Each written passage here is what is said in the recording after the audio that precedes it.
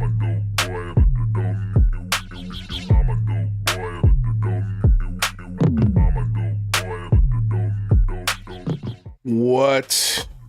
is up, everyone? I hope you had a killer holiday weekend celebrating the 4th, and if you weren't celebrating, I still hope you had a great weekend. Hello to everyone who's here live for the Real Deal show. Hides in Long Grass, What's Shaking, Pat Calabria, Mama's Dope Boy, Sparky Pilot, Simon Fly, Morty Matt, Brad Barry, Pinzer, Kaplitzier, Drummer 3354, Bobby Broadway. Guys, welcome to the show. If you want a special shout out on the show, it's always great to be here live. Easiest way. Also great ways. Super chats, Patreon memberships, YouTube memberships, great way to get shout outs on the show. We've got some fun stuff to talk about before we do, of course. If you haven't already, like, share, subscribe. You know the deal. You know how to get us into that algorithm. All of those folks just looking for information debunking UFOs and cult-like thinking. That algorithm, that hot algorithm out there. So please like, share, subscribe, because it helps us slip into that very niche discussion. But when people do get sucked into the rabbit hole, we're happy to be here to help them get out. So today, you guys, we're going to be talking about a couple of things. Roswell UFO Festival happened this weekend, so there's some fun news and notes about that have come out. And also, Mitch Horowitz, host of a new UFO show, and pretty much a writer of the paranormal, has made a career out of being a paranormal investigator / TV host. And he got in a little bit of some hot water over the weekend, so we'll talk about that. And also, is your UFO guru a scam artist? We'll talk about it. It was an interesting clip that popped out from the weekend about UFO contests and people who won them and people who were judging them, and the whole thing from the start kind of just reeked of stupidity. And of course, perfect for the UFO community. As soon as the dust settles, that's when all the conspiracies start usurping that empty space. So we'll get into that a little bit. Let's go ahead and switch to our good old Lee Reviews studio view. And hello to the latecomers, ABG, Steve Long, Pinzer, Blaster Axe. You guys, welcome. Welcome. Okay, so I wanted to play this clip at the top just because I love it. Cosmic Judas, and if I'm not mistaken, I don't speak Japanese, but he completely cultrified our clip from the old UCR days where Lou Elizondo hypothetically calls Rather's mom a hooker. Although I gotta ask him what all this stuff means. I'm dying to know what all this Japanese writing is. But it's just such a funny clip. Here we go. UFO 投稿または操作したことを知っています。公式外のアカウントからツイッターします。私はインテルの人間です。つまり私はインテルを集めています。つまりイエスかノーかじゃない。しかしあなたは確認したり否定したり UFO 投稿または操作したことを知っています。Oh, it's not very loud for you guys. ツイッターします。私はインテルの人間です。つまり私はインテルを集めています。つまりイエスかノーかじゃない。しかしあなたは確認したり否定したりできますか？ UFO 投稿または操作したことを知っています。公式外のアカウントからツイッターします。私はインテルの人間です。つまり私はインテルを集めています。つまりイエスかノーかじゃない。しかしあなたは確認したり否定したりできますか？ UFO 投稿または操作のことを知っています。 Dude, 公式外のアカウントから so good. Twitter Real quick, want to give a shout out to Pinzer for becoming a member. Thank you so damn much, man. I truly appreciate it. Thank you. Oh, and by the way, I didn't mention, but it is pinned on our stream chat there.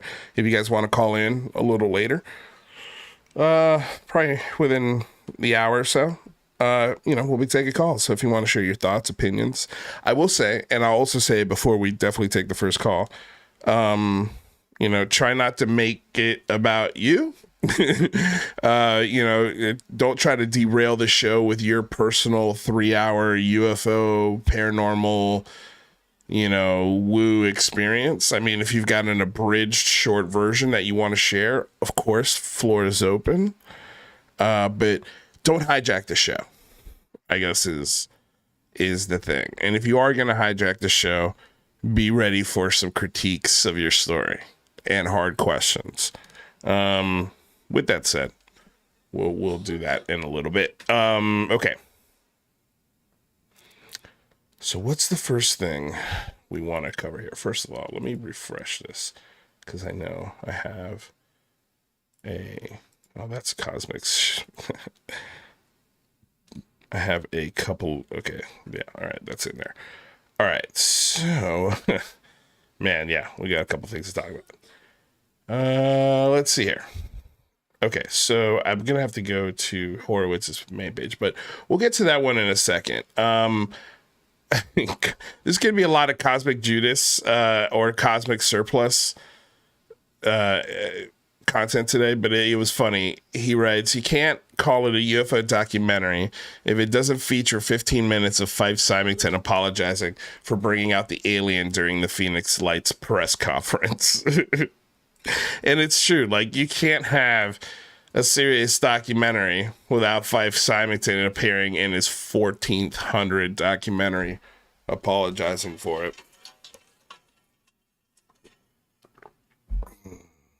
All right. This was also a funny moment. I've seen this one before, but I don't think I've shared it on this show. So this is a really great moment when flat earthers accidentally proved to themselves that the earth was round. And this is great. It's a short clip and volume's up. Here we go.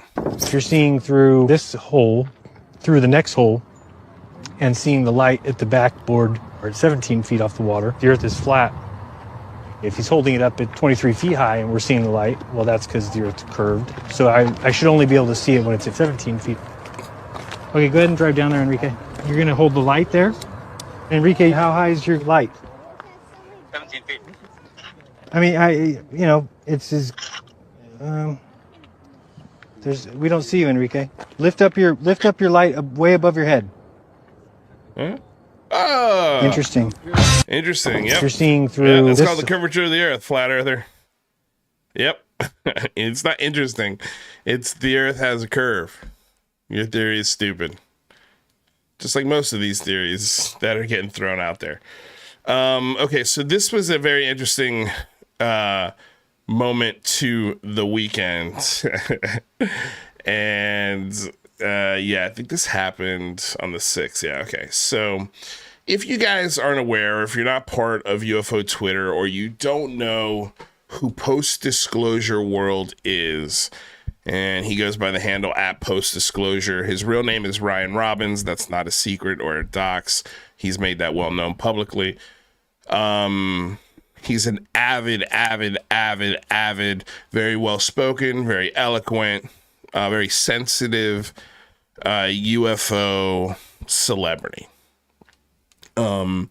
He has very long, straight hair. He is Caucasian. He has a goatee / beard, depending on what's going on.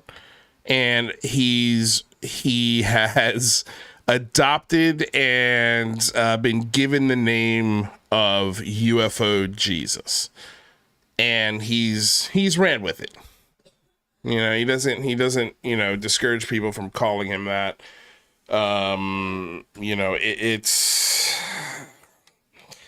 looking back with this sort of with the eyes and perspective that I have now. Yeah,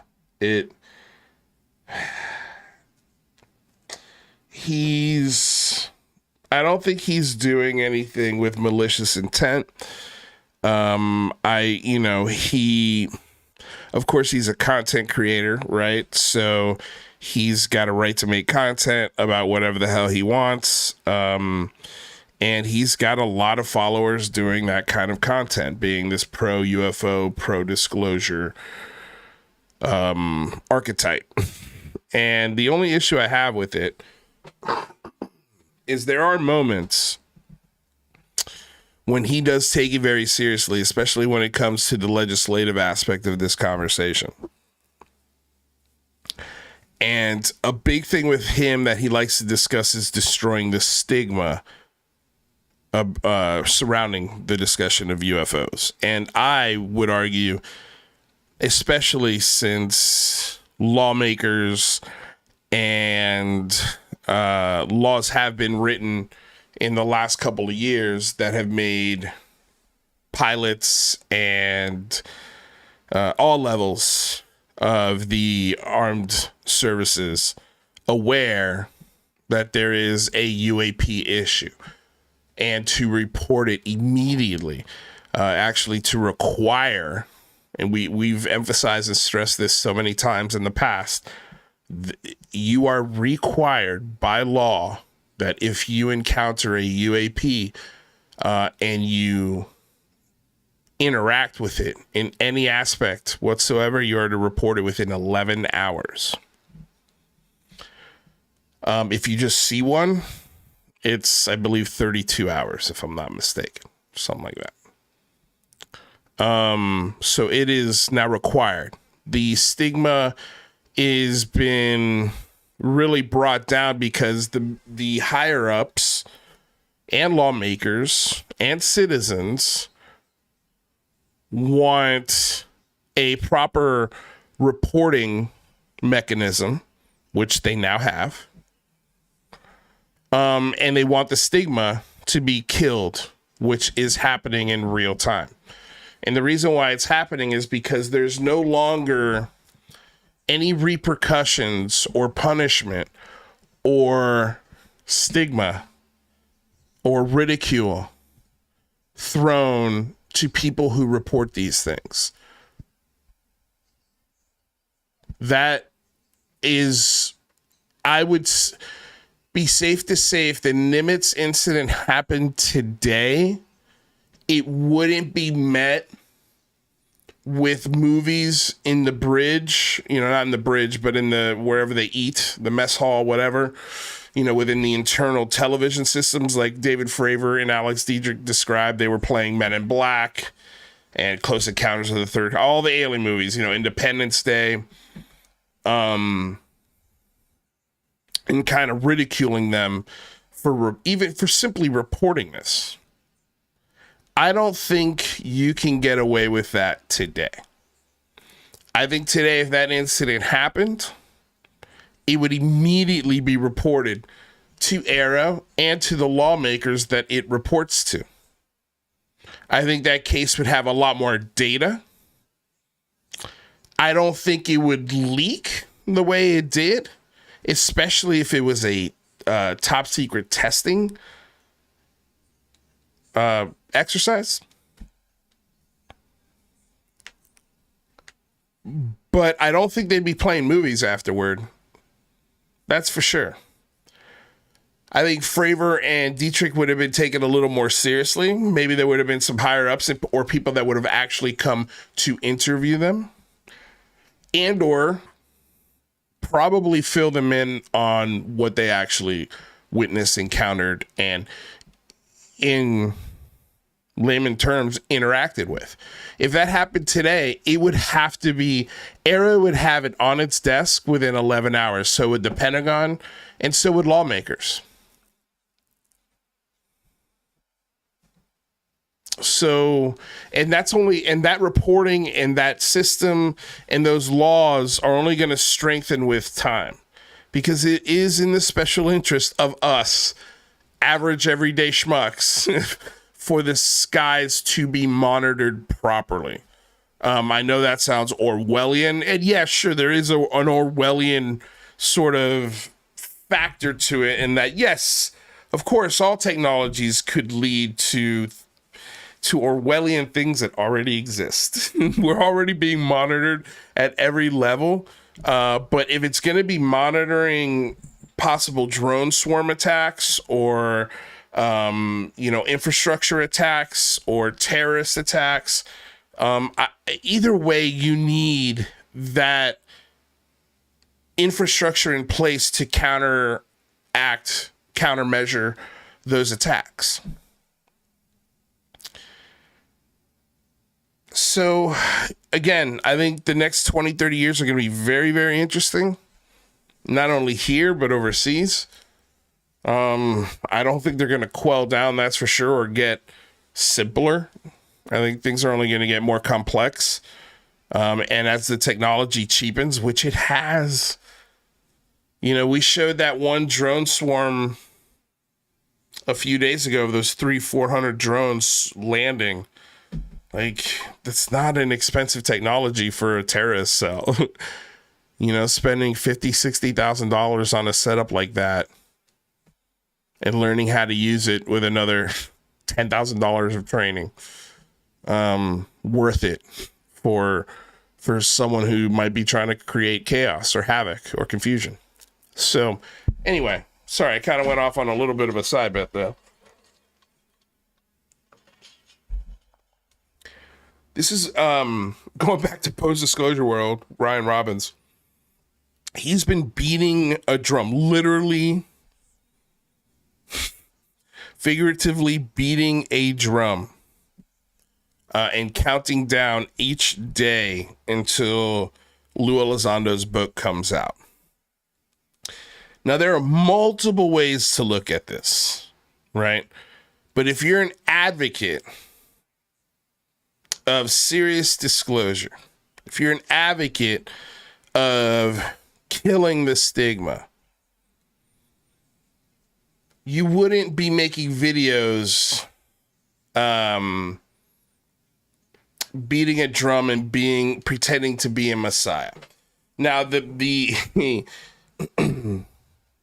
simple explanation is, well, it's just a joke. Don't be so serious about it. But then tomorrow, when I use that footage to discredit and mock the community and stigmatize it because of its stupidity, of course, it'll be blamed on me.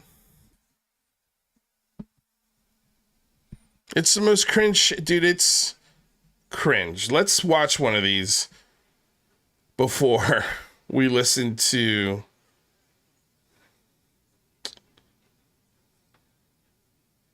last what night, John Greenwald had to say. I was staring up at the ceiling until about... And by the way, just go ahead and put this up there. Fair use. This is transformative work. We're educating the public and critiquing the videos we are watching. This is covered under fair use and allowable by law. Sorry. By the way, sorry. Our last video went down for a hot second. Well, a day or two. I didn't notice it for a while because it was a weekend and holiday weekend. And that little clip that we played, shut down the whole video. They're getting they're getting pretty silly and tight with the YouTube stuff, but this is a Twitter post, so hopefully he's everybody should be open for criticism. But here we go. 1:30 a.m. feeling stressed about how I will create 44 more videos. I'll run out of ideas. They'll get lame. Oh. Then I realized through the process emerges the solution. Whoa. Okay. Can't wait to hear what this is. This is like...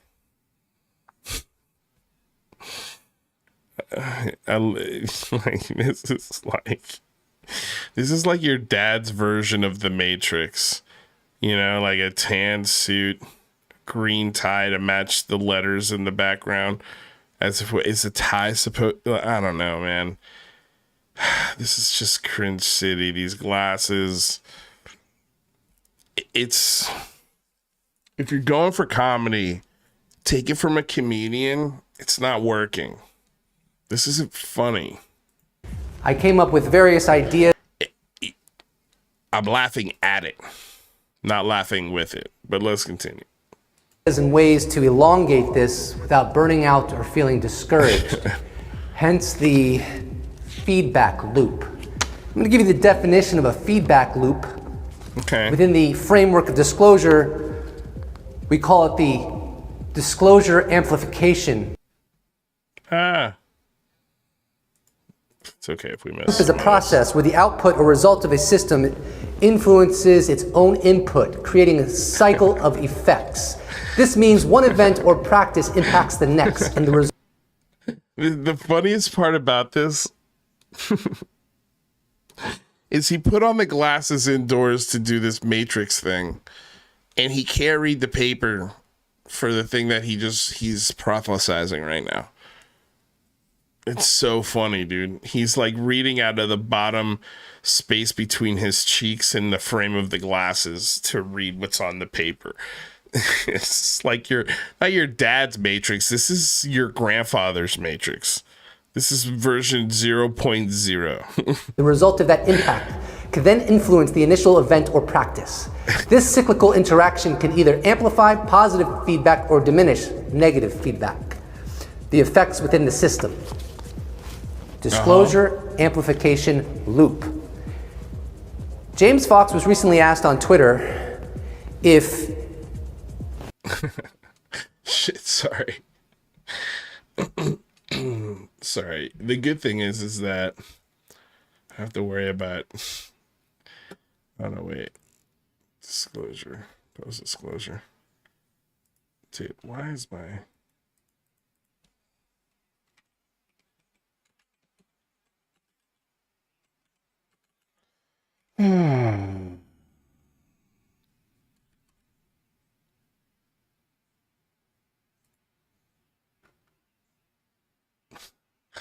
I mean, you know, talk about leaning into the UFO Jesus. Yeah. Is this the same one? I think it is. Let's see. What is... They'll get lame. Elizondo's book. And he said that there's strength in numbers. In other words, when Lou Elizondo came out in October of 2017, then we get in December of 2017, we got the New York Times article, other things occurred. I can tell you right now, damn it, dude, I'm just hating Twitter Things right David now. Grush came forward, There or 2021. are moments, and that was one of them. And then we got more hearings. David Grush came forward in July 26, 2023. I believe it was. Or was it November? I don't know. I'm confused. The point is, one thing leads to the next, and then the next, and then the next. Disclosure amplification loop. Again, so if you're gonna, I don't know if you're gonna how much talk about disclosure amplification loops and very complex ideas, at least have the information written, especially if you're gonna edit it. Like, if you're gonna edit it, get the info right. I can understand in a thing, like if you're improvising, totally different thing. If you're improvising and then you have cards that correct the things that you're improvising. I've done that before. It happens. But he's like, I straight up don't know the dates. Straight up don't know the dates, but don't worry, all of these things run into each other. And they make this complicated theory that I've just come up with true. It's silly person math. It's silly person math.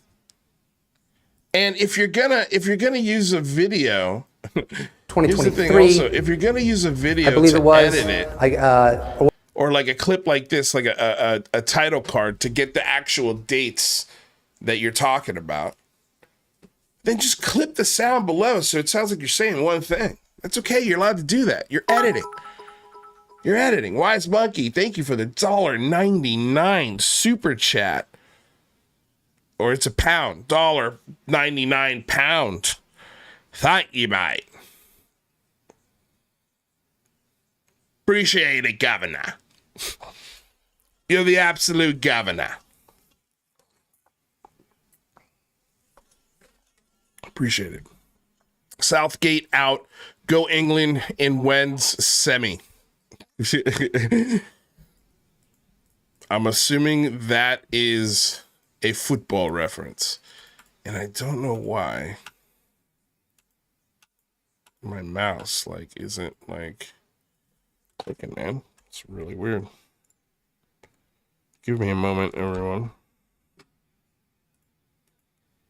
There we go. It's a little better. Thanks, man. Appreciate it. Have fun. Have fun with that stuff. Oh, man. We didn't finish the stupidity. All right. Where were we? In the next disclosure amplification loop. So, I don't know how much of a splash Lou Elizondo's book is going to produce, but I do think on some tangible level it will further the process, which will give some strength and momentum to James Fox's documentary coming out. And then Lou Elizondo also has a documentary coming out. And then maybe other people will come forward, like former... Do you hear this?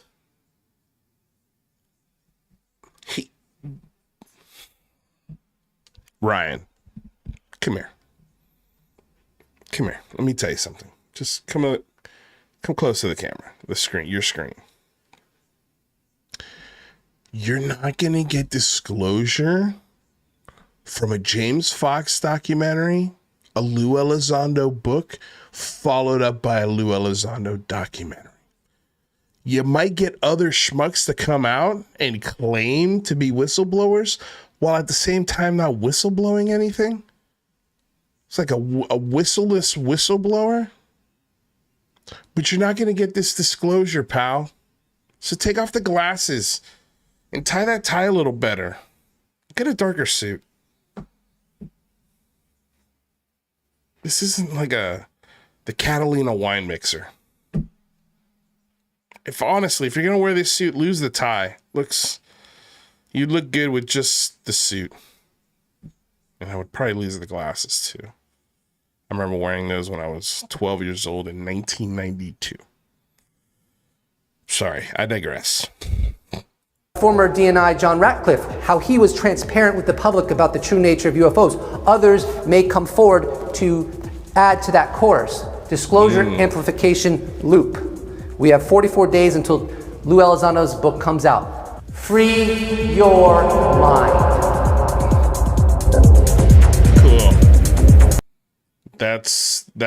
I mean, dude. Goddamn. Let's see here. There's actual drum beating ones. Is this one? Maybe this is one. Yep, here we go. Hey everyone! There's 50 days until Lou Elizondo's book Imminent gets published. That gives you plenty of time to prepare your soul. The question is, will you? Alert, alert, alert, alert.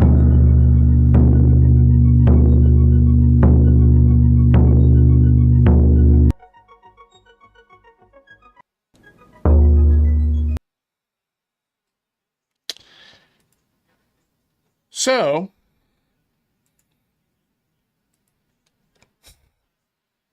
cringe, right? Here's what John Greenwald said about these videos. This is all coming back, I swear. This is all coming back. John Greenwald writes, sorry, but this isn't lighthearted fun. It's juvenile. Beating on a drum, seemingly worshiping a book release, and making diarrhea videos. Offers nothing but stigma and fodder for those who want to make fun of anyone involved with wanting to take this seriously. And that's true. You're adding to the stigma and the fodder that you supposedly are railing against.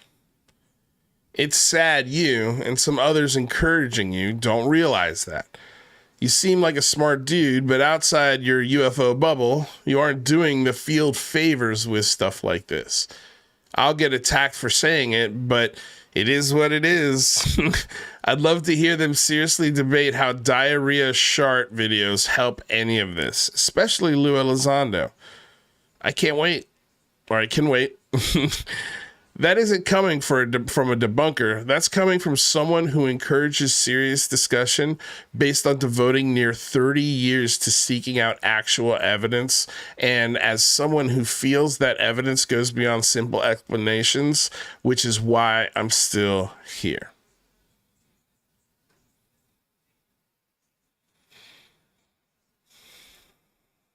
So from that,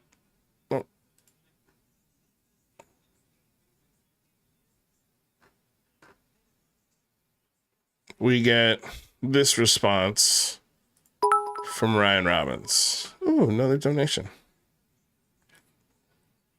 from Blizzard. Thank you so much, my friend. Jesus, just almost Madame UAP my pants in in the Matrix.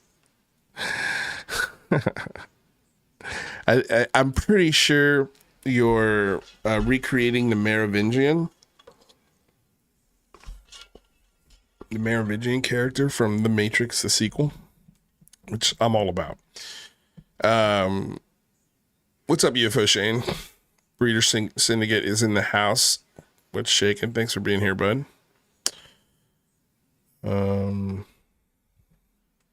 Okay, so this is Post Disclosure's response to that. Make sure there's no one in here either. Cool. John, thank you for sharing your opinion. It's good to get your perspective. No, it isn't. We differ significantly on the harm caused by my ridiculous videos. You seem to think it's a big deal. I think it's not hurting a fly, and I enjoy the creative challenge of making them. The creative challenge of banging a drum and counting down the day, that's creative. That's a challenge. I'll give you it's creative, kind of. I mean, it's definitely been done a trillion times. I'm sure wasn't very hard to think of. It's a campaign that people have done before.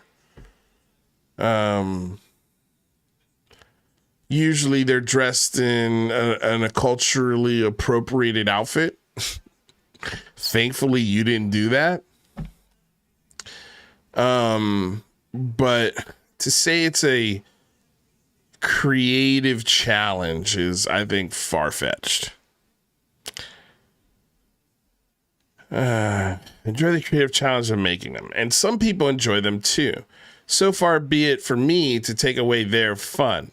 I can do no such thing. However, if someone can convince me that what I'm doing is truly problematic, I will stop. It's not problematic. It just makes you guys look like stupid, crazy, culty people. And it's easy ammunition.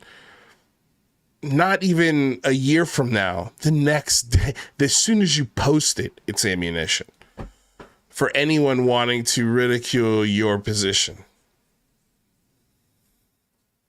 It's like the clip I use of you.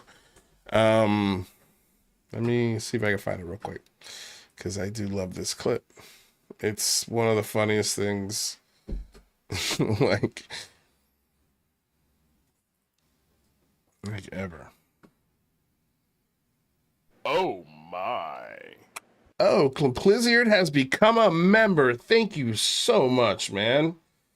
Thank you for being a member of Lou Reviews. I truly appreciate it. Yep, here we go. And before we go, I have 7 words I want to leave you with. 7. I want you to internalize them into the depth of your soul. The House of Cards is going to fall, baby. He added this. The house of cards is going to fall, baby. That's 9 words. And then he put this out. Like, you didn't think, like, it could have been so easy to just refilm this. Refilm it. Nope. He actually put this out there.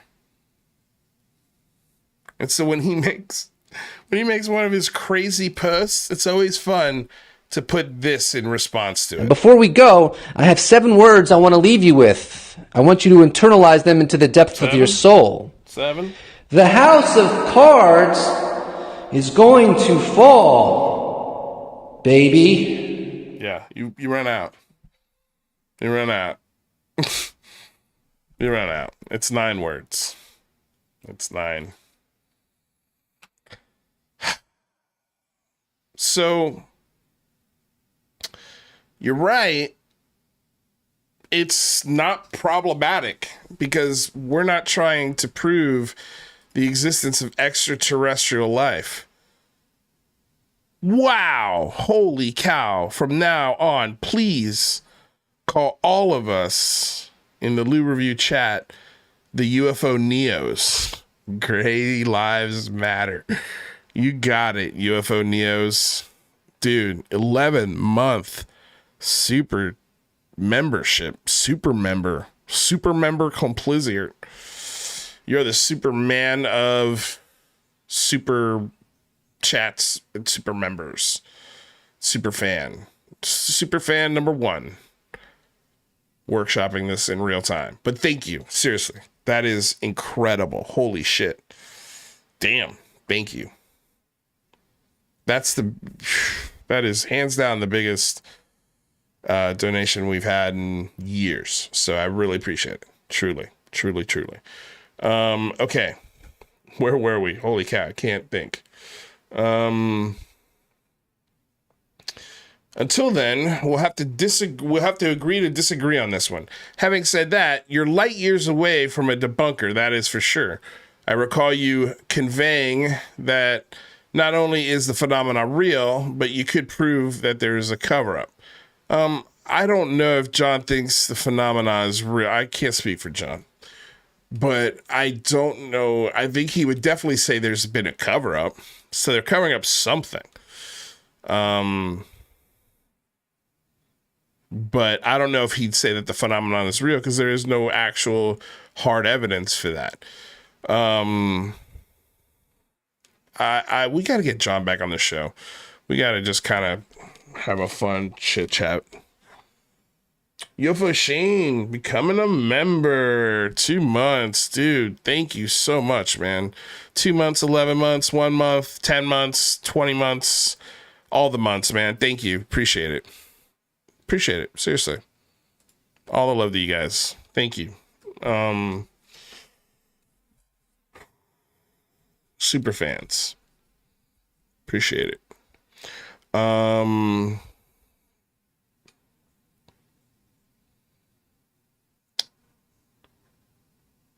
In that light, consider this a video request from someone who appreciates your work.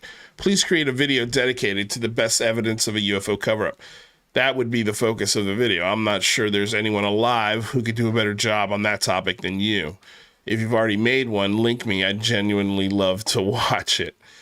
I find it funny how many debunkers appear to think you're on their side.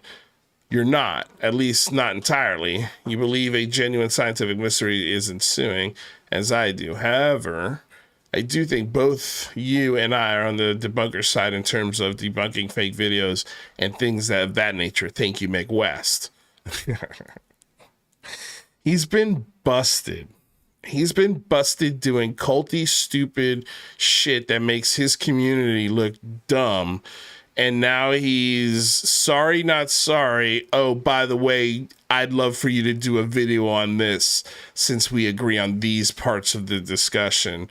And an obligatory thank you, Mick West, winky. Like, I don't know if he really means that. And by the way, did you pay the money you owe Mick West? Because I believe you made a bet with him. I'm pretty sure that bet has gone. Because come up and gone. You have not paid that bet. And I believe it was something along the lines that the UAPTF would significantly change the course of history there when it comes to the discussion on UAP.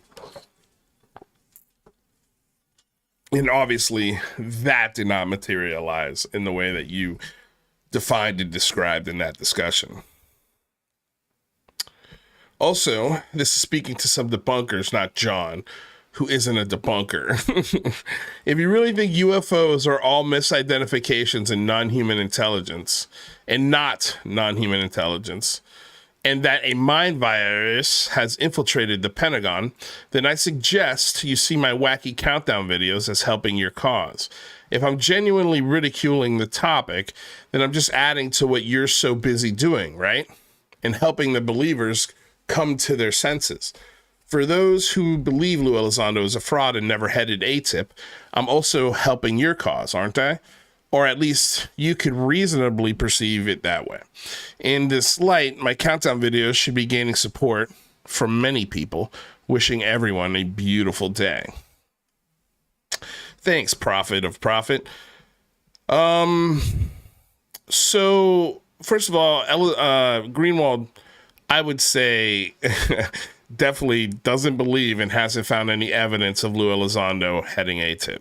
So again, like in this, it's not even an apology, right? But here's the thing.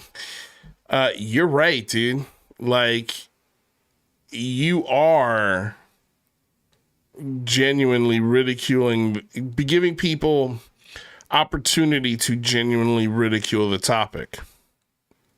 And when videos like this are passed around with the passive aggressive wink, wink, nudge, nudge, God, how cringe is this kind of feel? And I'd say it's a lot of that. Yeah, you're not helping. I don't have a cause, right? I want evidence, just like Mick and just like John. There's too much shenanigans in the discussion. There's too many people banging drums in the fucking discussion and calling themselves UFO Jesus as if they're a prophet. You've made many predictions in this discussion that have failed to come true. You are a cartoon character that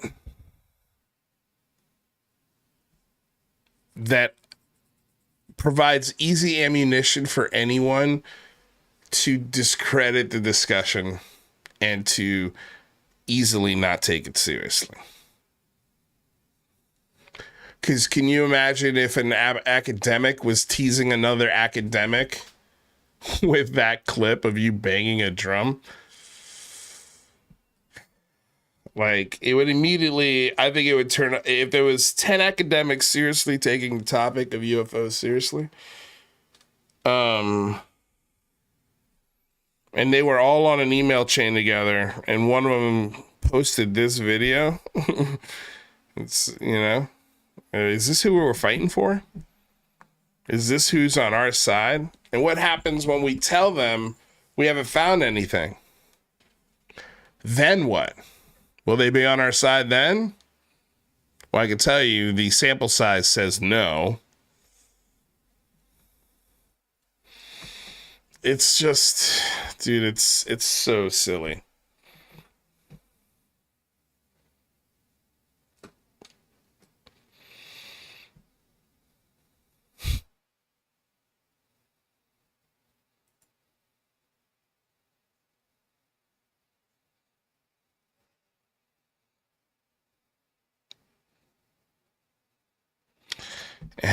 Fuck it. I knew Ford couldn't fucking help himself. What a douchebag. What a little peckerwood. God, dude. He writes, Ryan, I love your videos, including your countdown videos. Your brand is unique. Your brand is fucking cringe. That's what your brand is. Your brand. Fuck me. I would love to see the publicist that's going to promote your brand. And what you say is always thoughtful. I always love your creativity and fearlessness. The thought that you are harming the community is ridiculous. Don't change the thing you're doing. Please don't change the thing you're doing. Keep banging your fucking drum. Keep coming across as an absolute lunatic. Greenwald's analysis and pot stirring by, quote, just asking questions about Lou and Dave Grush leave a lot to be desired regarding being a constructive member of the UAP community. I love how Matt Ford is, like bequeathing who is a constructive member of the UAP community. This asshole. Listen to how he ends this. That said, John does excellent FOIA work, and we should all appreciate that. He's an outstanding businessman and has made a success out of his FOIA work, and deservedly so. I understand he also sells headsets on his low-cost headsets eBay store. Still, I would recommend that he apply for selling adult marital aids in the health and beauty, healthcare, sexual wellness category. His profit margins would be considerably higher. Oh, you're such a fucking... Oh, dude. You're so gross. You're this old, wrinkly, gross, old-ass, white dick. Just dick, dude. You're such a dick.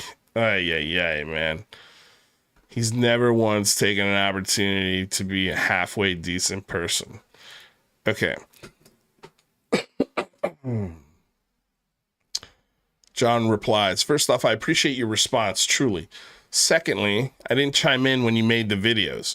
I chimed in when you used reactions to them to further motivate a skeptics versus believers digital war that isn't needed and should just stop already. Too many have taken it too far. You spun this all, and I disregard or disagreed with that more than your videos. So I chimed in, knowing it wouldn't be popular. Before I wrote this, I did a quick search. Parameters were your account and the word stigma.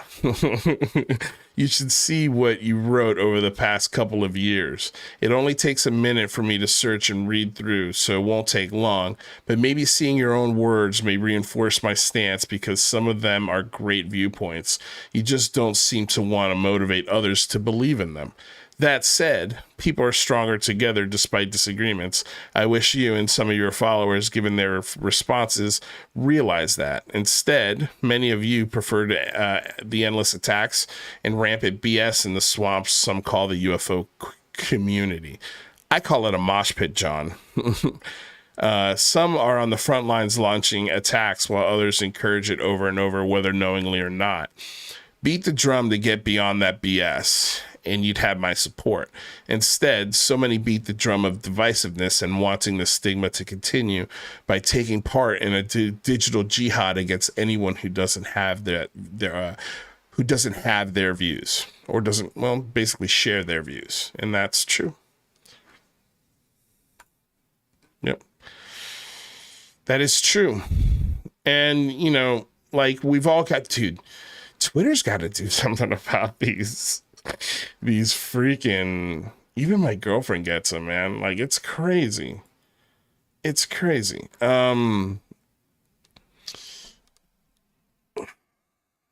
Like these UFO gurus that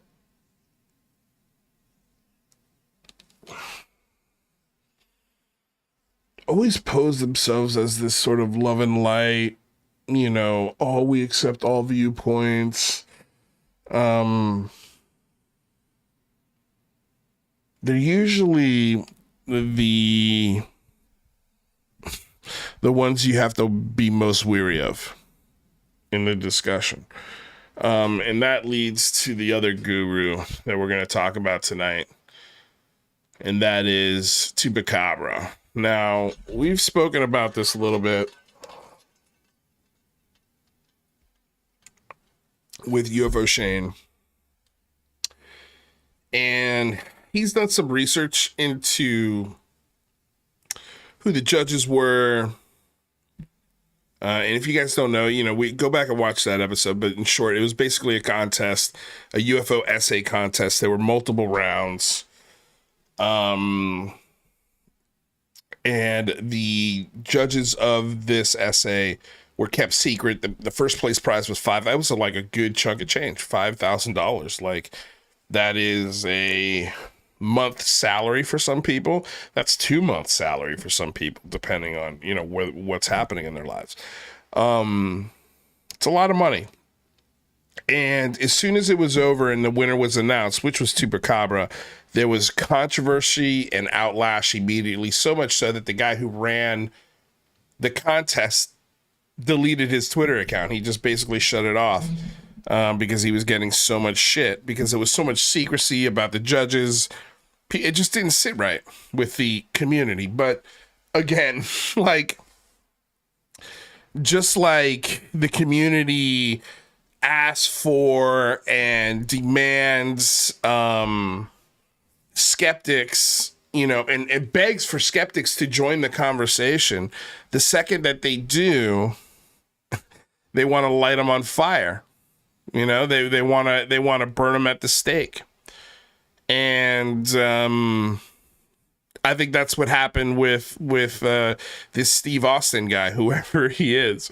You know, apparently he's like this crypto millionaire, and that's how he paid out his winnings. By the way, you had to basically accept them in a cryptocurrency, and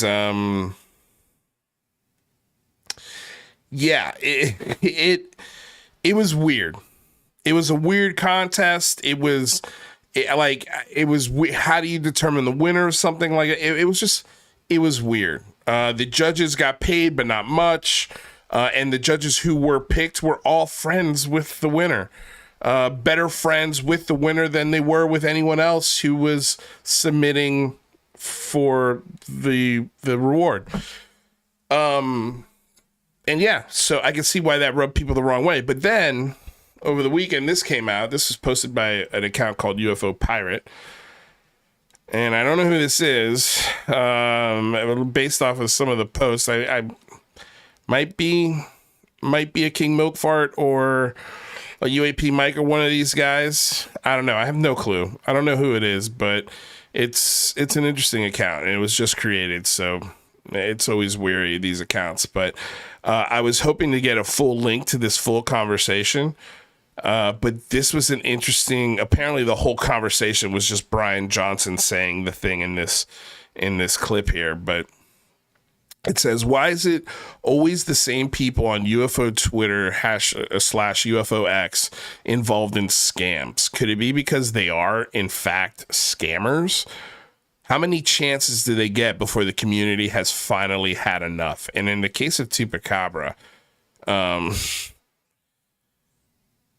and I see UAP Mike sort of taking the same playbook route as Panda. I called him out the other day in his space. He was changing the narrative of why he got rid of his account. First, it was because, you know, there was racist people kept popping up in his feed and his DMs, and he was sick of it. So then he got rid of the account. And then the other day it was, what was it? It wasn't that. It was something completely different. He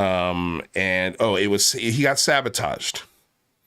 His account got sabotaged, and that's why he had to get rid of the account. It changes all the time. And the thing, especially in this community, if you repeat a lie enough, it eventually becomes truth. And it's very difficult to combat it. Because number one, they are interacting with the community at an incredibly high rate that any normal human, it is impossible to keep up with. When I tell you 24 hours a day, 7 days a week, that's how much they're interacting, influencing, and repeating lies over and over and over and over again. And it's impossible to combat unless you had an army of people every time, or somebody within the Twitter corporate infrastructure that was aware of it and also shared, you know, maybe some of our viewpoints and was just aware. I don't know, just somebody who worked there who's just like, nah, fuck this, I ain't letting this fly. You know, just somebody on the inside, I guess, would be would be helpful, but yeah, there's no way to combat it. Again, I've said that this Skyfire News is a new version of Third Phase of Moon. It's just more sophisticated, but it's the exact same tactic. Just get views, clicks. That's the only fucking thing that matters. Controversial, great. Inaccurate, doesn't matter. Who cares? In fact, the more inaccurate, the better. That creates more controversy, more clicks, more views. That's the formula. And then when they go into these spaces, they play these neutral characters as if they care about everyone. And they're trying to hear everyone's perspective, while at the same time complaining about how they were harassed, doxxed,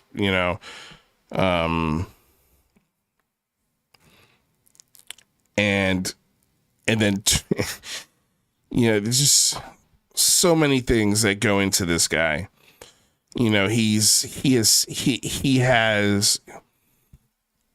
this is the kind of guy who, because his boss says it's okay to call people retarded as a derogatory statement, he now thinks that's okay.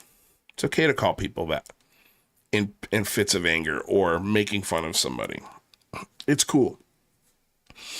Doesn't matter who that offends. Because his boss gave him the green light to do it.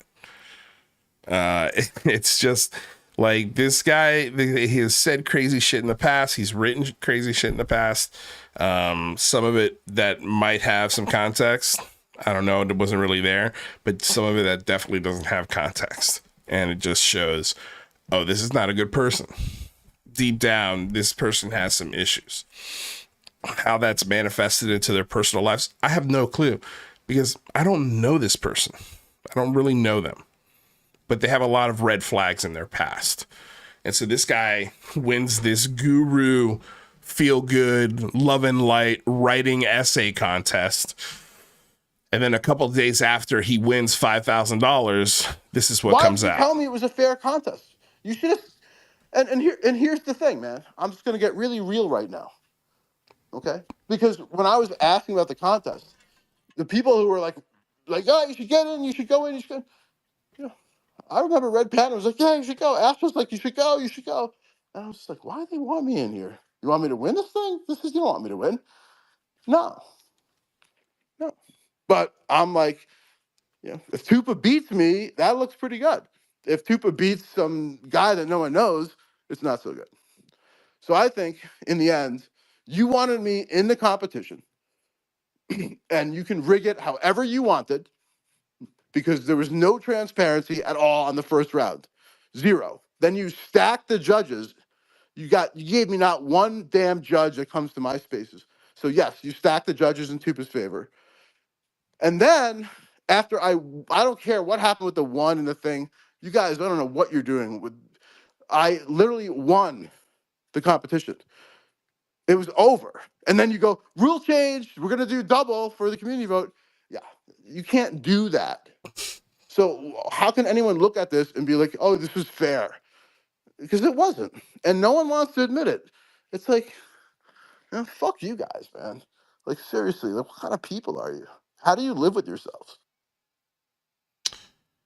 And of course, there are going to be people coming to the defense of Tupa. But I'm going to tell you right now, like, that feeling of being betrayed or something fishy happening around something that these guys were a part of. I say these guys, I mean Tupa and Red Panda and the whole Skyfire News organization. There's always some shady shit. There's always somebody fucking complaining and bitching about how manipulative they are. And according to Brian Johnson, who, again, this is another believer, right? This is somebody, him and I, we don't get along. I think we've had a couple of discussions in the past, and we agree to disagree, right?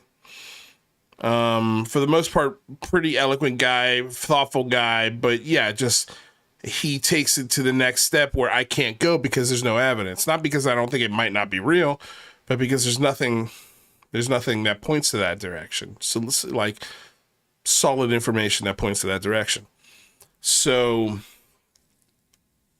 you know, you've got Brian Johnson basically saying, like, you know, you guys, first of all, I won the competition. Like, I won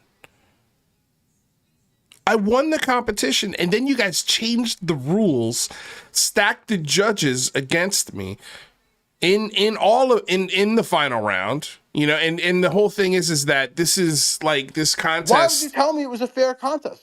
You should have. And here's the thing, man. This contest I'm just gonna was run and judged and organized by people who host, attend, and speak in these UFO Twitter spaces all the like I said, 24 hours a day, 7 days a week. There is a Twitter space going on with the same people, same discussions, same exact cult-like mindset, and same things being repeated, same lies being repeated over and over and over again.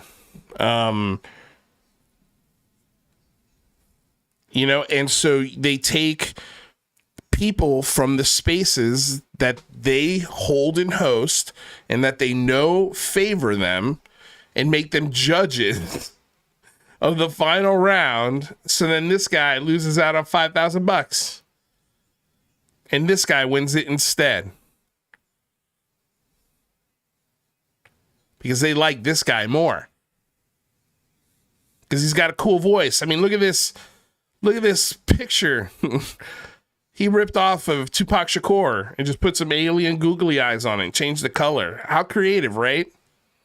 I'm sure Tupac isn't rolling in his grave about this.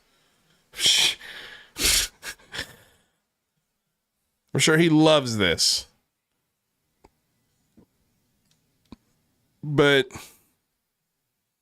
these gurus, these prophets, these people who always come across as these do-gooders and these soul searchers and, you know, like, you know, astral projectors and mind healers and crystal healers and, you know, alien bunker people, like, they're delusional. For the most part, they're delusional. They're lost in their own sauce. And sometimes when it comes to the gurus, when it comes to Chupacabra, he knows exactly what he's doing. And he knows exactly how to manipulate and profit off of this discussion. This year, he's definitely made enough money to pay the bills, editing, hosting, and building an audience based off of fake shit information. And then when his co-workers and the co-sponsors of not only his channel, but co-hosts of his channel come out and dox people and spread terrible information and more lies, Ashton Forbes, I'm specifically referencing here. It's crickets from him. Crickets. He talks about and reports on the things that help his bullshit industry because the mystery is more profitable than the facts. And it's especially more profitable when you rig the panel for you. Which I believe that did happen. The fact that Red Panda was on the panel, that right there is enough for me to tell you definitively that panel was tainted. Without a doubt. And it was rigged. without a doubt. I'm wondering what UFO Shane thinks. Shane, if you want to pop in here, I'd be more than happy to talk to you. The link is at the top of the chat. If anybody wants to pop in here, I'd be more than happy to chat. I saw a video of this guy who is a 22-year-old named Sam Carling, who's been elected as a Labour MP for Northwest Cambridgeshire, and spoke to BBC Breakfast. Travel a really long distance to get to schools in the morning. There's nothing in particular here that I'm interested in what he's saying. But I did find it, I wanted to bookmark this because if there is proof of alien life existing within our infrastructure and government systems, this cranium is mega mind. This is Nazca mummy in real time, but just way taller and bone structure that makes way more sense. Oh, and an anatomy that actually works. You know, normal things. But this is glorious. This cranium, oof, glorious. But I think possible evidence, possibly the best evidence for alien life on the planet. I got to know what's going on here. It just doesn't make sense.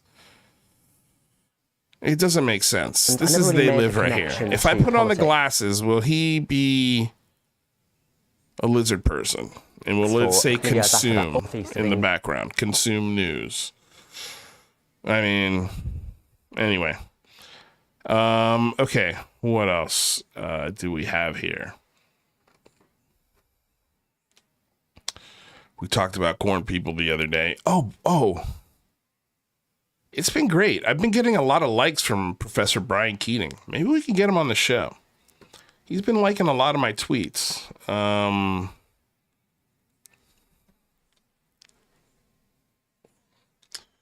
It's interesting. Yeah, I don't know why I bookmarked this.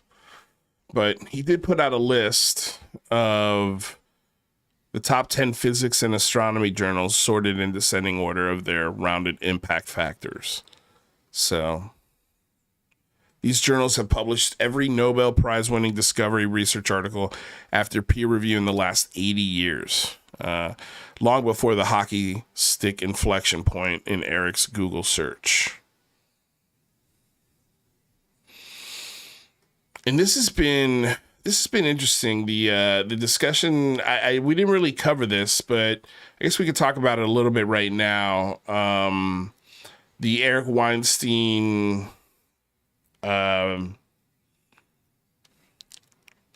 what's his name? Terrence Howard discussion. And I thought it was really cool that Eric Weinstein took the time. And it seems like a guy with no formal education is making huge leaps in his calculations because he doesn't have the base to really work upon and and make these theories actually tangible. And I thought Eric was really patient with him. It was clear that Eric was just trying to get a very clear understanding of what is the foundation in which this or these theories are built upon. Like, we have to get to the core of this foundation, the very simple questions, and then that will lead us into, okay, this is why he gets to this conclusion with this aspect of the discussion, or this is why he's reached this conclusion over here. It seems like Terrence Howard is a really intelligent person. There's no doubt about that. But also Terrence Howard, with as much money and as much access and as much time as he has on his hands, it seems like if he really wants to get to the bottom of these very philosophical, deep answers, especially around mathematics, he needs to go back to school and earn a degree in physics and mathematics and go back to the drawing board, because there are aspects of it, like when he talks about 2 being a prime number and how it just doesn't work. It's not a very eloquent answer to things in certain equations. And Eric gives an explanation, and I'm not going to sit here and try to pretend that I understood everything that was going back and forth between these two guys. But it did seem like Joe and Terrence, Joe in particular, was more interested in trying to loosen it up and have a good time and smoke cigars and have a drink. And Eric was there to nip in the bud, possibly dangerous thinking that would lead people down some very shitty mathematical rabbit holes and maybe waste a lot of time that could have been spent in actual areas of focus that need great minds. And I think, the world needs great minds like Terrence Howard. But Terrence Howard needs to go back to school. Terrence Howard needs to really sort of solidify his mathematical base and foundation before he starts making these proclamations, whether or not they're analogies or not. When you're on a podcast as big as Joe Rogan's, you gotta really take into consideration the things that you're saying might send people down some very wasteful paths. And it's because the way you're saying is so eloquent, it's so convincing. And then you get a real mathematician on there that's like, whoa, just stop. Just let's pump the brakes here. Where is this coming from? Why do you think of these theories and philosophies, and why are you thinking in mathematics in the way that you're thinking it? I loved how Eric was like, now the idea that intellectuals and professors and academics are tossing knives at him from up high, as if there's some intellectual superiority, instead of, what Eric does is, there is a positive aspect to this, that yes, this conversation brings new minds, new people who weren't thinking about this stuff before into the conversation. And when you have an Eric Weinstein there, you've got a way to check those things in real time, before people go down holes where they, the causation is whatever.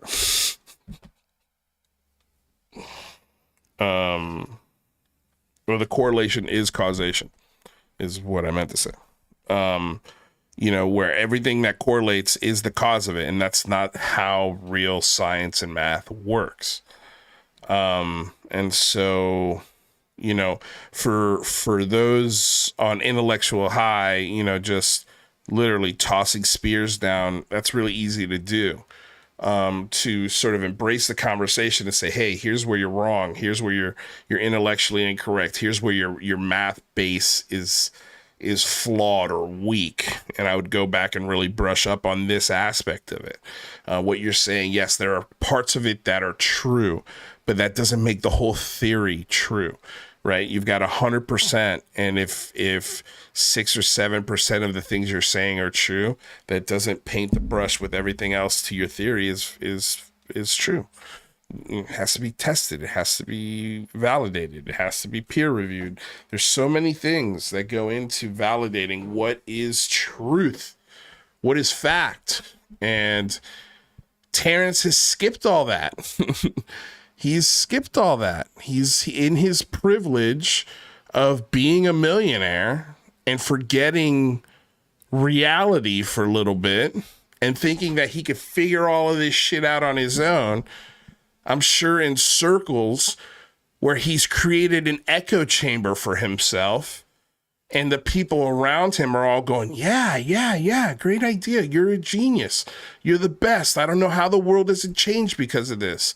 You should change the world. Start a clothing line. Go on podcasts. Tell people about your theories. And then you put those things out in the real world, and then the real world's like, whoa, motherfucker.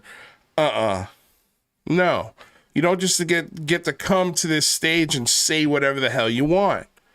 That's not the way how, and that's why it rubs intellectuals the wrong way, because you're stepping into a field that, not to say you don't belong, but because of your privilege and your status, you get to automatically matter in a place where normally you would not. And it's very similar to the UFO discussion. Very similar. It's like Gary Nolan. He doesn't have a very good basis in UFO knowledge or history or lore. He hasn't looked into a lot of these cases with a close eye. But he brings his expertise and his degree and his name on a Stanford building to the discussion.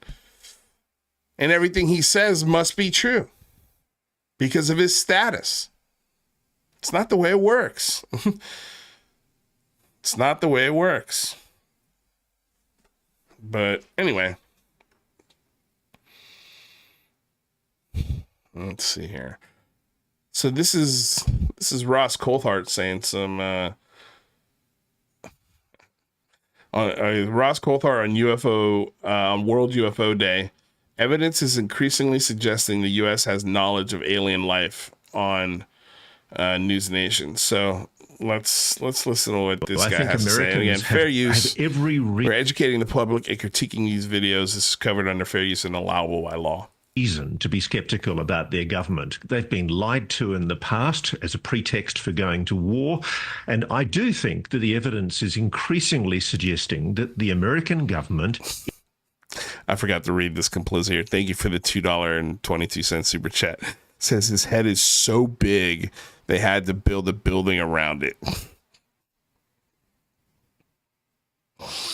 to hide it from the people. I'm assuming he's talking about this guy. This guy right here. Good old Sam Carling. Man, I hope he kills it. Hope he kills it as a 22-year-old. I hope he does. I hope he does a great job. That's great. I hope some youth actually tries to do the right thing. Hope he doesn't get manipulated and used and strong-armed into being an asshole. But we'll see. Is, and incredible as this may sound, it is concealing its knowledge of a non-human intelligence.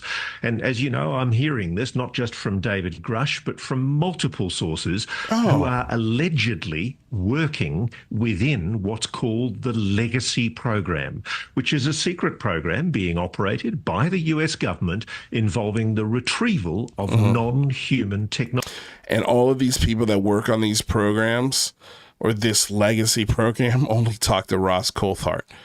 And for some reason, telling Ross Coulthart about this UFO legacy program isn't illegal.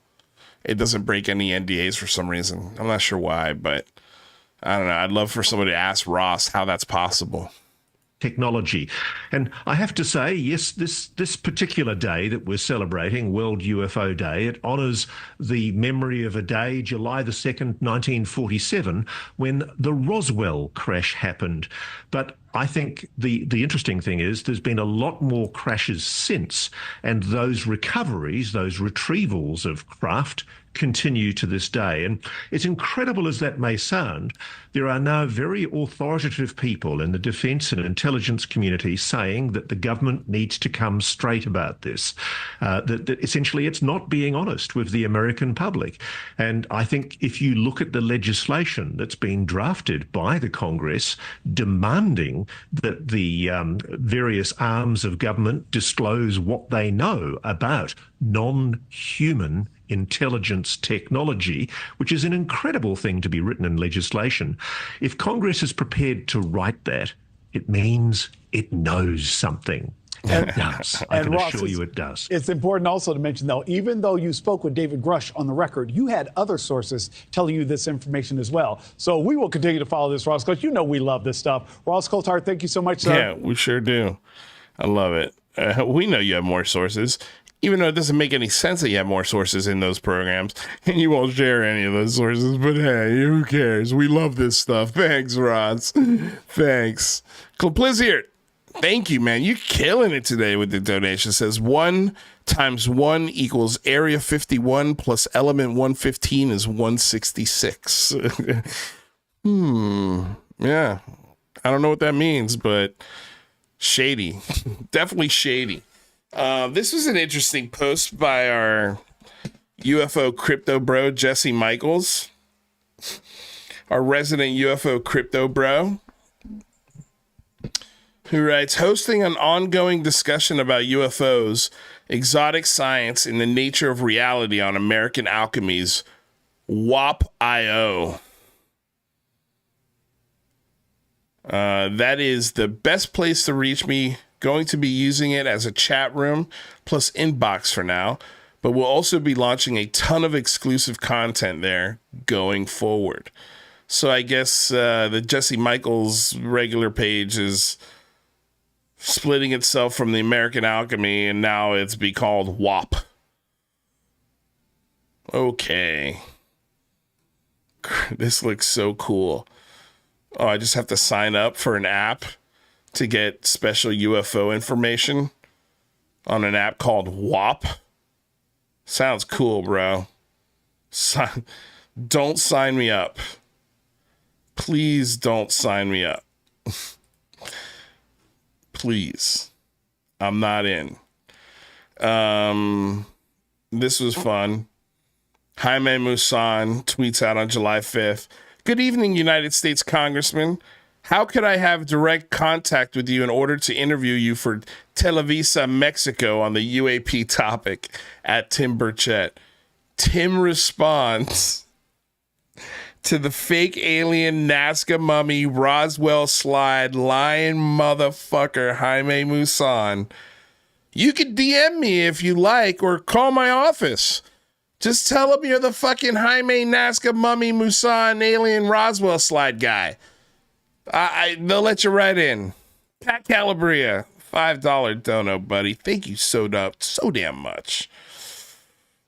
Lee says, Lou, I have a degree. I went to Wasabata U. Oh, man. King Bull blocked me. Who's King Bull? Dude, thank you for the donation. I just love it. Tim Burchett has got time in his busy schedule of American taxpayers and his constituency. I'm sure they love the idea that he's going on Mexican television to promote UFO nonsense to a guy who's been caught lying over 20 times in regards to the UFO discussion, who embarrassed one of our American pilots in Ryan Graves. Ryan wouldn't even take pictures in front of the fucking things. But don't worry, Tim Burchett's on the case, baby. Don't worry, guys. We got documentaries and books coming. It's right around the corner. Don't worry. Soon, everybody. This is great. Just gotta love the debrief. Ugh, the worst. Jacques Vallée has long remained an icon in the scientific study of unidentified aerial phenomena. Recently, the self-described heretic among heretics, and that's in quotes, spoke with the debrief about what he has learned in the more than 6 decades of studying aerial mysteries. We're not going to read that because I know that's a waste of fucking time. What I am going to read is the response that D. Dean Johnson had to it. And that was this, because D. Dean Johnson has written in depth about how Jacques Vallée is lying, actively lying about crash materials in the Trinity case. So Dean Johnson writes, unfortunate, in my opinion, to keep retweeting without correction this October 2022 piece asserting that Jacques Vallée, quote, unraveled the story of two men, Jose Padilla and Reme Baca, unquote, who said they saw an alien craft crash in New Mexico in August 1945, the Trinity crash, even though the entire Baca Padilla tale has since been exhaustively exposed as a crude hoax, a tissue of lies. And then he includes a whole article debunking the entire fucking case, and I highly recommend you guys check this out. I'm gonna include the link in the live chat right now, so share it, read it, get familiar with it, because Jacques Vallée is full of shit, right? And he's one of the biggest gurus in this whole discussion. And by the way, it was funny, we had a guy who lives in France, and somebody had asked him, hey, is Jacques Vallée a big deal in France? Like, is he a well-known scientist? And the guy just straight up said, no, nobody knows who Jacques Vallée is in France. He's nobody. He's made this name outside of France. And nobody takes him seriously in his home country. So just found that interesting. But also, the fact that he's selling a book, titled Trinity, endorsed it, helped write it, co-authored it, I believe. And it's a bunch of bullshit. It's a bunch of bullshit. The brief hasn't corrected, and they continue to propagate and talk about his bullshit. And I love that Dean Johnson, nobody's going to argue with Dean Johnson. And it's funny, it's definitely not one of his most liked tweets or shared tweets, but I'll share it.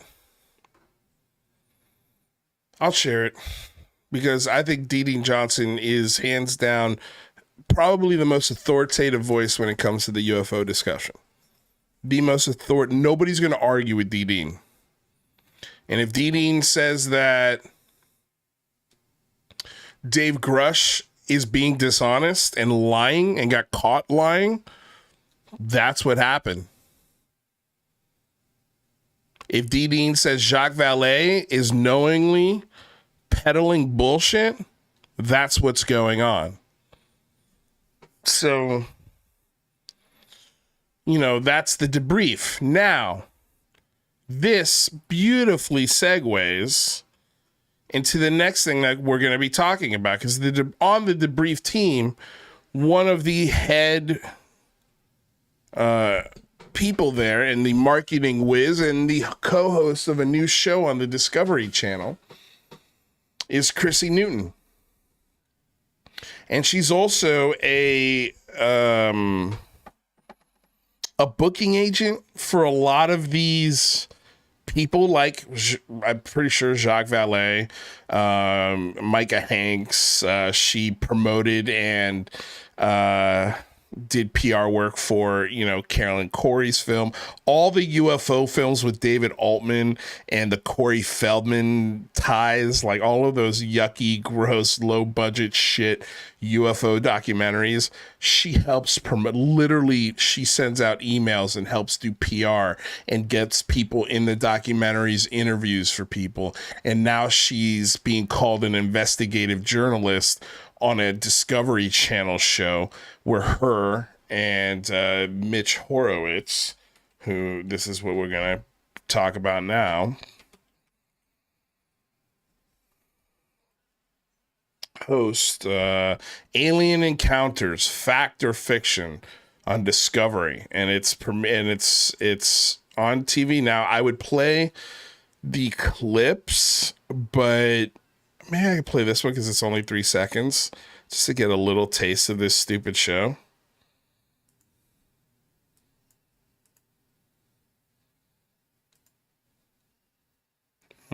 Interesting. I don't hear anything on this one.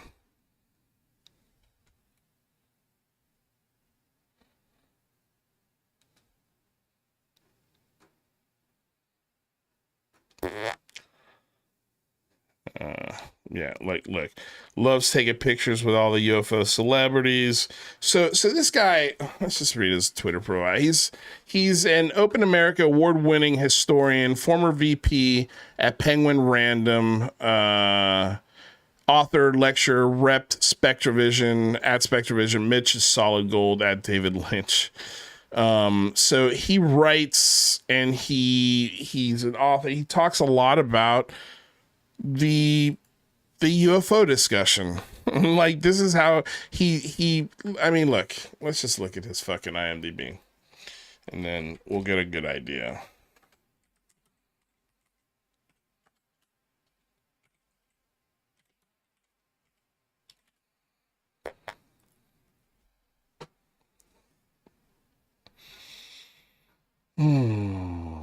Alien Encounters, Fact or Fiction, My Animal, a newscaster on a show called What Is This Show About? Oh, for fuck's sake, this looks bad. Is this a movie? Heather, an outcast teenage goalie, falls for newcomer Johnny. This is a movie. Oh my God. So I guess he plays a newscaster in a movie. Oh, that's adorable. Damn, that's hilarious. Okay. Cursed Films, self-author in Occult America. I wonder if I've seen that. All right, let's see what else. So these are actor, producer, writer. Okay, yeah. So he's just like me, failed actor. Failed actor who, okay, here we go. All right, there we go. Here's all his shows. Forbidden Frontier, Ancient Aliens, The Unbelievable with Dan Aykroyd.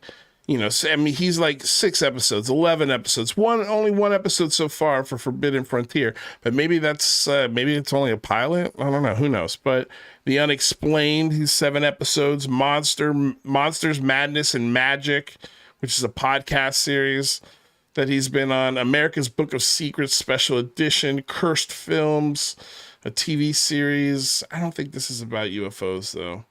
The Color of Music. Reboot Rescored presents The Golem.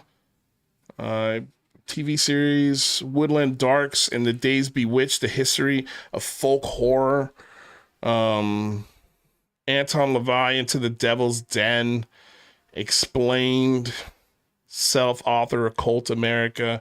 Mysteries at the Museum. You know, like all the shows where he's been like Apocalypse Island, America's Book of Secrets. Like, he's made since 2010, even before that, he's made a ton of money. He's done 3 films as an actor. It's so funny.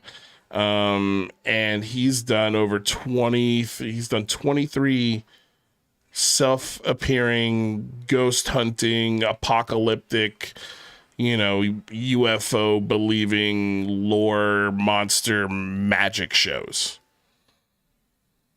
That's what his career is. That's his life, is selling this stuff.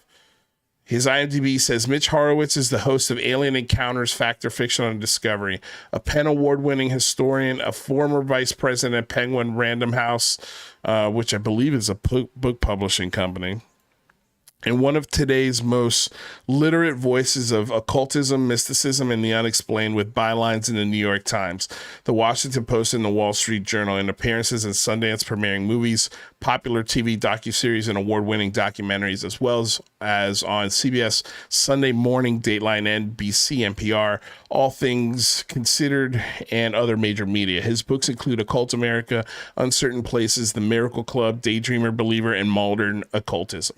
So that's 1, 2, 3, 4, 5 books. 5 books, 24 TV shows. It's a living. It's a living. Let's check out his demo reel. Oh boy. This music for sure is going to get me. But we stopped at 6 seconds, so let's play the rest of it and see what happens. We'll play another 6 seconds, but this is his new show right here. 7 times since 1984. Oh, 7 times. Since 1984. Yeah, no one's gonna question that. No one's gonna, man, no, don't worry about it. It's all good, girl. And this is the town that UFOs built. Look at this show. This is the laziest, easiest, simplest, low-budget TV show to ever make. We're gonna fly people to us here at Roswell, because Roswell's spooky. Remember 1947? Alien spaceship crashed here. Here to listen to first-hand accounts. And there's Chrissy Newton. Consider the evidence. Oh my God! I see it. I see it. I see it. Oh man, look at this low budget. Look at this blurry video. I'm a journalist. I'm an investigator. Okay. Chrissy Newton, for her to call herself a journalist is pushing it. That'd be like me calling myself a journalist.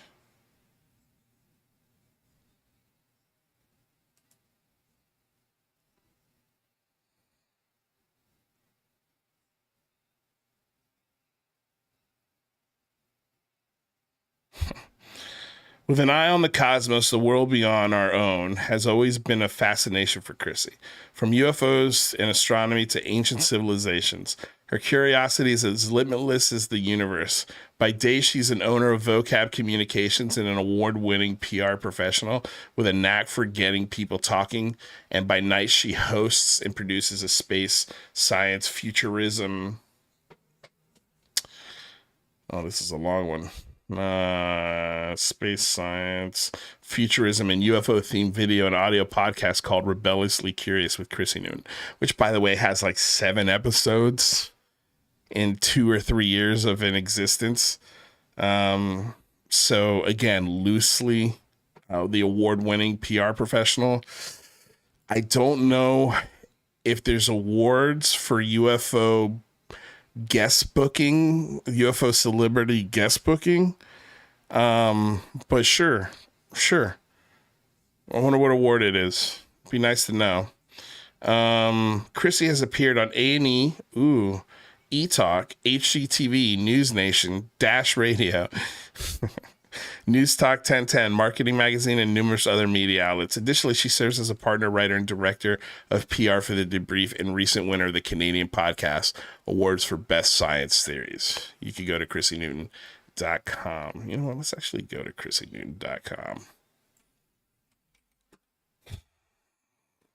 I used to be pretty decent Conrads with Chrissy Newton.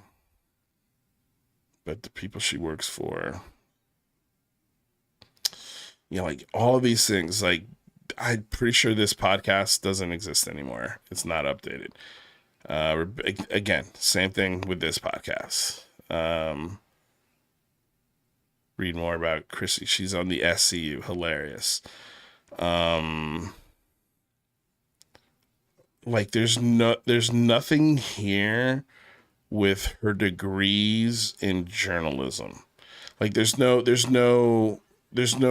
resume. There's no CV, right? So to call yourself a journalist just because you've done all of these things and you've been in all of these TV shows, like this is your press coverage. Where's your journalism? Where's the journalism? I don't know. Awards and nominate 2023 Canadian Podcast Awards for Outstanding Science Series. Hilarious. Toronto Star's Reader's Choice Awards, Best Public Relations Agency. Toronto Star's Reader's Choice Award, Best Public Relation Agency. PR in Canada Top 30 Under 30 winner. Notable award winner for Best Personal Brand. You know, as a PR person, it's kind of your job to win stuff like this. Right? Like, and it's also kind of your job. Like, if you're good at PR, you can put yourself in a position to maybe win some of these things, especially in a big fish in a small pond kind of atmosphere.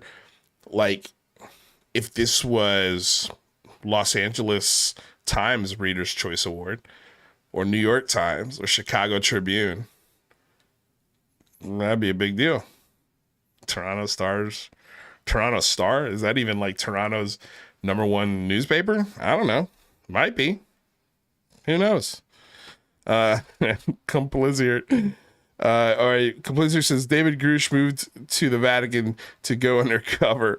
And then also writes, next release, Sharknado Disclosure 2025 featuring Rick Doty.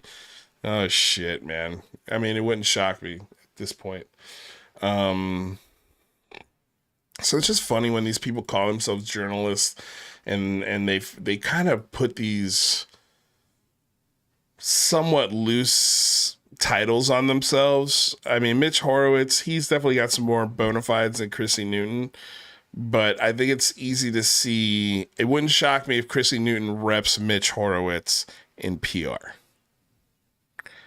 And I know for sure that Chrissy Newton, because she's in PR and she's helped book people on, you know, Ancient Aliens and shit like that, the producers know her. So now she's positioned herself to be of someone of importance to be interviewing UFO witnesses.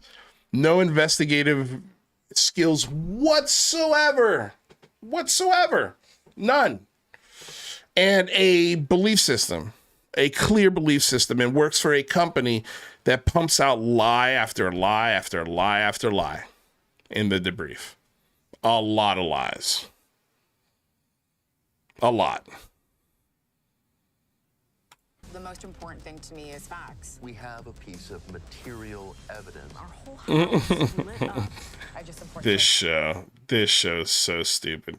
All right, I'm not going to play any more of this clip. I think you guys get it. I just don't want to get hit later on with any sort of copyright thing. But the reason why we're talking about him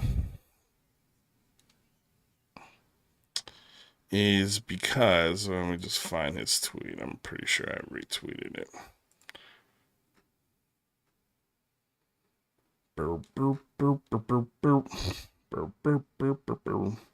Hey, you ever think about this with Godzilla? Every Godzilla movie, man, he's walking in the ocean. Like, what? Like, how's that possible? Always, that's my biggest beef with Godzilla flicks. Where'd it go? Here we go. So it caught my attention because Emily Louise had posted a response. So the original tweet is this. People sometimes speak of grifting in the UFO community. I see relatively little sign of it. Credulity and fundamentalism are different problems. Nearly 3 decades in publishing will give you a different perspective on the lives and struggles of working authors and speakers. So he got a ton of shit for this. And the first part of the shit he got was from Emily Louise, who writes, "Sure, you might not make much of a living writing books, but I can assure you that the UFO bros of YouTube are absolutely raking in that AdSense coin." And she's 100% right on that. And I can assure you, you don't write 5 books because you're not making money on them. Like, it's the same shit a restaurant manager will tell you. Oh, there's no money in restaurants. There's no money in restaurants. Then why are you opening a new restaurant? If there's no money in this, why are we opening a new restaurant?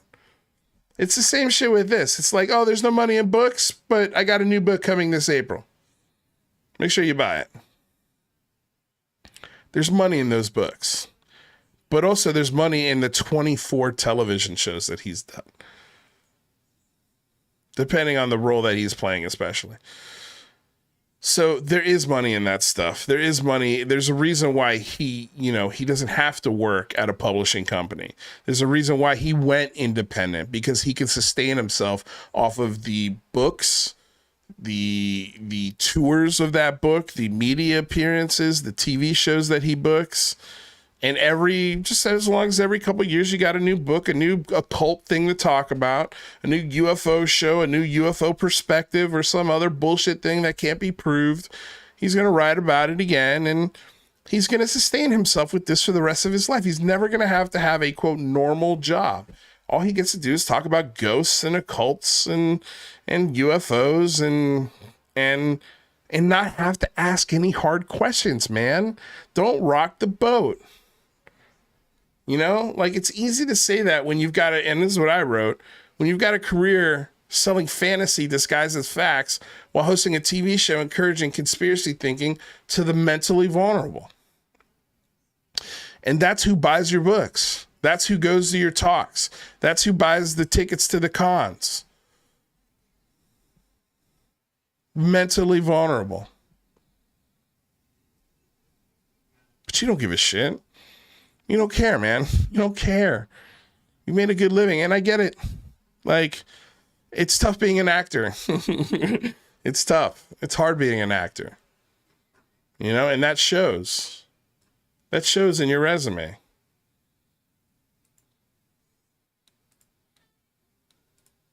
Where'd it go?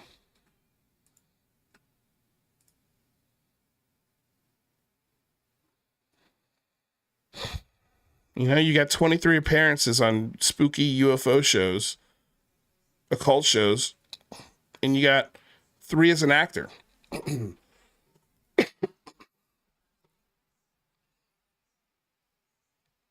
It's easier to be the UFO expert. It's fucking easy. If you've got any modicum of talent, it's easy, man. That's why Tupa does it. That's why this new guy Wakata does it. Or Wakata. It's why it's so easy. Every asshole has a YouTube channel. Everyone. It's easy to do the UFO belief, rah-rah circle jerk show. Just ask Patrick from Vetted. His whole show has literally turned into that. That is what it's manifested itself into. It's a pro-propaganda show that doesn't ask questions of anyone, let alone itself.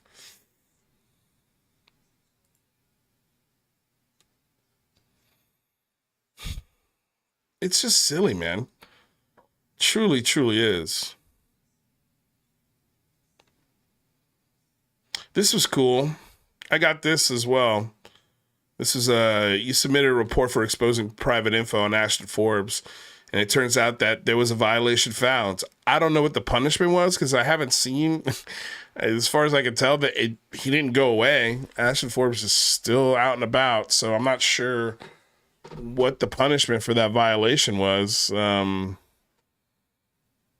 the safety recommendation is report the duplicates and reach out to law enforcement. Dude, I don't understand Twitter, man. It's so weird. It's such a weird place. It's wild what you'll get away with saying. And again, like, just a reminder, these are all a list of the hoaxes and fake shit Jaime Maussan is connected to. There's over 44 things that this guy's lied about. And you got idiots fucking, putting on alien masks, talking about this shit as if it's significant. Fucking dummies. Okay, so this is I think the last thing we'll talk about, because it definitely was the funniest. So if you guys remember,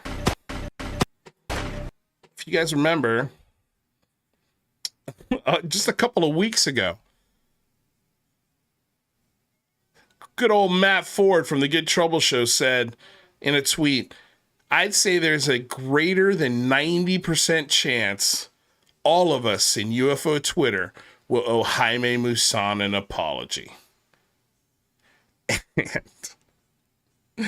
Cosmic Judas in all of his glory and for, like, if anyone could remote view, it would be Cosmic Judas. The ability to see that this guy was going to delete this tweet on June 26th, the day he posted it, and he posts this meme right here. Rick Grimes taking a photo of this tweet. So we have this recorded. So there is no fucking erasing the tweet and never remembering it. We now have it remembered forever thanks to Cosmic Judas. Right? And then, dude, this is the best. As you'll see here, the tweet has been deleted. It has been deleted, you guys. And this was so funny. What did he post? So funny, man. Oh, no, wait, I replied to it. Okay, that should be.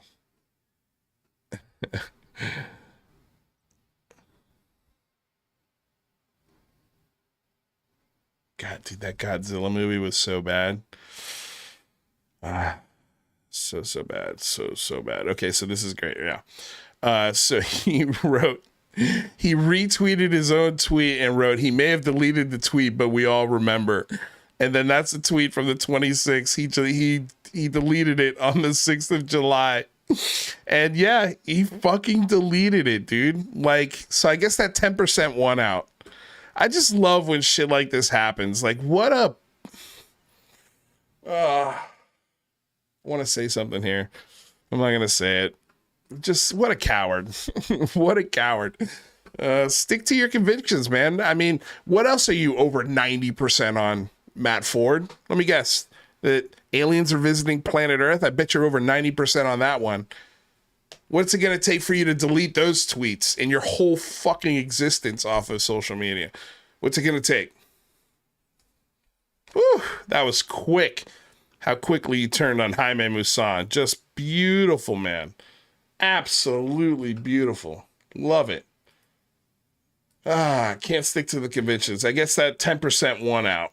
Oh, well. Anyway, you guys, that's the show. It was a fun one.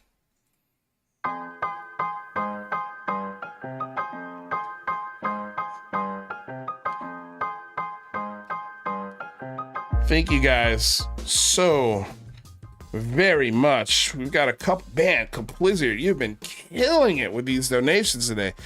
Thank you so damn much. Right, Slew brother, you should get a Dr. A. Gallimore on as a guest. Dr. A. Gallimore. I don't know if I know a Dr. A. Gallimore. I'll look into it. I want to say thank you to everyone who donated. Thank you to everyone who became a member of the channel today. Truly appreciate it. It goes a very long way. I want to say thank you to Michael Huntington, TJ Felony, Mama's Dope Boy, Brad Berry, of course, Complizier, Zach Hyde, Swint McLeod, Michael Huntington, Brad Berry, Hey You, Thor Panku, Wild Fools. You guys, thank you all so much. Yoshi. Trying to go and make sure I say hi. Steve Longwood Shaken, thank you for being here. Anyway, you guys, we'll be back Friday. I appreciate all the love and support as always. Please do me a favor. If you haven't, like, share, subscribe, tell everybody about the show. And if you really, really love it, and if you can support it financially, please do. We've got ways to donate, links in the description below. So please check that out. Once again, thank you for embarking on this journey of discovery together. Stay curious, stay skeptical, and thank you, all of you, for subscribing to Lou Reviews. Until next time, thank you for helping raise the bar. I love you all. Peace out.